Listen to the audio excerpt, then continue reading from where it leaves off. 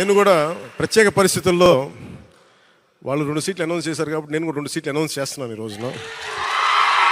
అది పరిస్థితులు అలాంటివి. సో నాకు కూడా ఒత్తిడి ఉంటుంది, అప్పుడు చంద్రబాబు గారికి కూడా ఒత్తిడి ఉంటుంది, నాకు కూడా ఒత్తిడి ఉంటుంది. కాబట్టి ఆ ఒత్తిడిని నేను కూడా తట్టుకోవడానికి రిపబ్లిక్ డే రోజున నాకు ఆర్ అక్షరం బాగుందనిపించింది. రిపబ్లిక్ డే RRR లాగా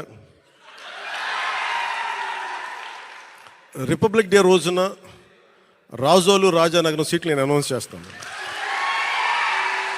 సో ఈ రిపబ్లిక్ డే రోజున అందరం బాగుండాలి, అద్భుతాలు జరగాలి మనస్ఫూర్తిగా కోరుకుంటూ, రాష్ట్ర ప్రజలకి బంగారు భవిష్యత్తు జనసేన తెలుగుదేశం ప్రభుత్వం ఇస్తాయని మనస్ఫూర్తిగా కోరుకుంటూ, ఈ పర్యాయం నన్ను నమ్మండి, వ్యూహం నాకు వదిలేయండి. ఏ వ్యూహం వేసినా నన్ను సంపూర్ణంగా నమ్మండి. నేను విహంగ వీక్షణం చేస్తాను, మీరు నన్ను నమ్మండి. నాకు దశాబ్దం అడగట్లా, ఈ ఎన్నికలు దాటనివ్వండి, 5 సంవత్సరాలు టైం ఇవ్వండి. నాకు మీ గౌరవానికి ఏమాత్రం భంగం వాటిల్లకుండా మన నాయకులకి ప్రతి ఒక్కరికి గుర్తించే బాధ్యత నేను సంపూర్ణంగా తీసుకుంటాను. ఈసారి కలిసి పనిచేద్దాం. ఎప్పుడు విడిపోయి మనం పలచన పడిపోయాం, ఈసారి కలిసి ఉందాం, చిక్కగా ఉందాం.